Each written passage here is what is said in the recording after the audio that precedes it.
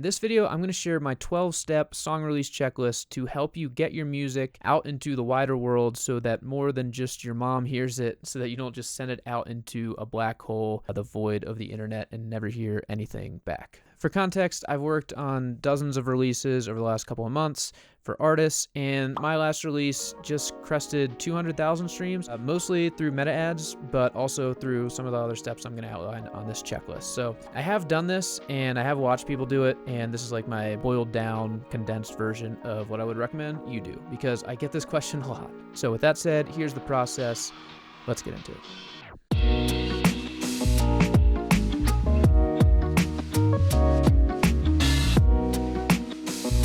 All right, a couple of disclaimers first. Number one, this is not going to be like a one-size-fits-all thing, because literally there can't be a one-size-fits-all thing.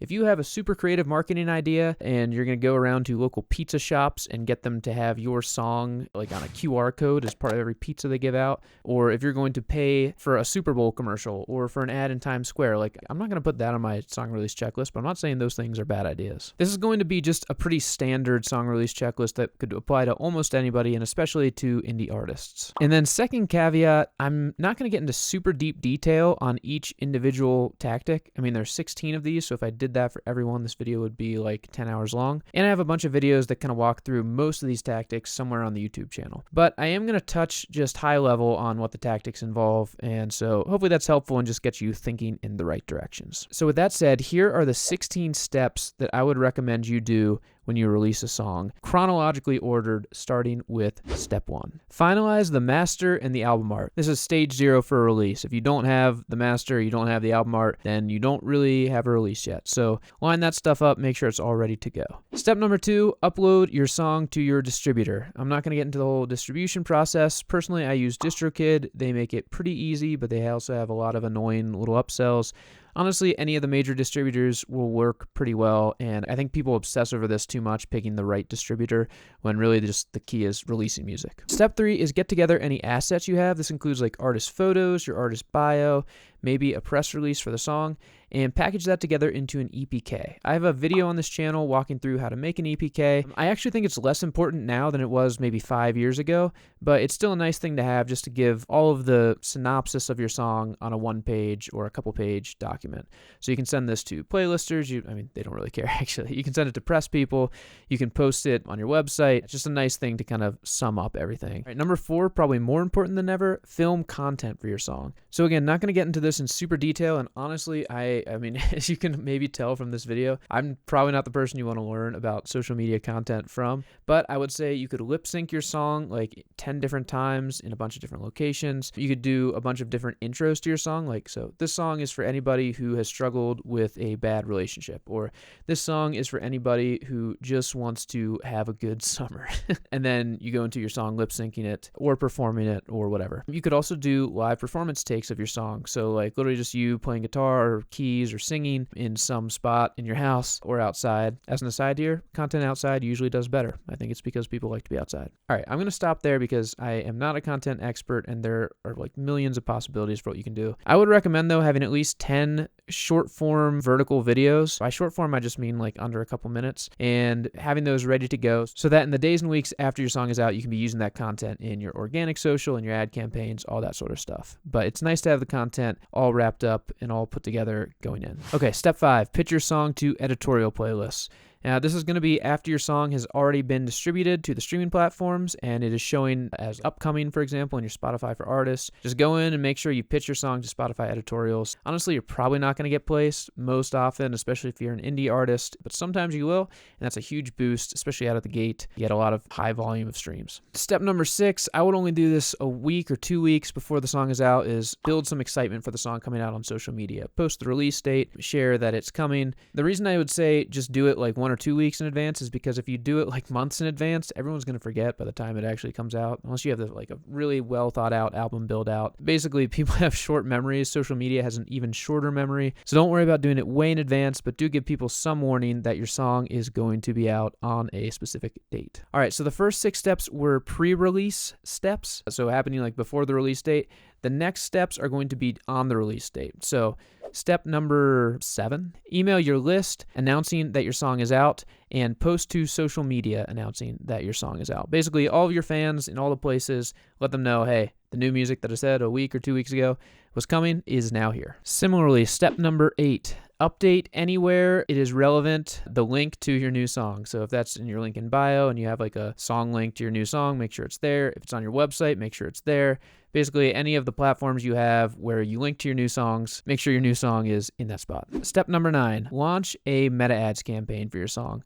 Obviously, I'm super biased given that that's what my business does and that's like most of the content on this channel. But I do think meta ads are super effective for driving streams and traffic and just getting people to hear your music. Obviously, it costs money, so if you don't have a budget, just skip it. But if you do have a budget, meta ads are a super effective way to get people to hear the stuff you're making. So tons of detail on how to run these campaigns elsewhere on the channel, but yes, do meta ads if you can. Step 9, very important. Take a moment, sit down, and just appreciate what you've done in putting a song out into the world. Don't let the moment of release just pass you by and get caught up in all the busyness. Take a second, listen to your song on good headphones or on really good speakers or in the car. That's also very fun. And just enjoy the fact that you have made music. All right, so those were all of the steps before the release and on release day. Now, these final steps are going to be after the release is already out. So, step 10, start posting content for the song. This is going to be the stuff that hopefully you filmed in advance before you put the song out into the world. And you don't have to do it all at once. If you made 10 videos, I wouldn't recommend posting them all at once. I would stagger your posts over the month after the song is out. So if you did 10 posts,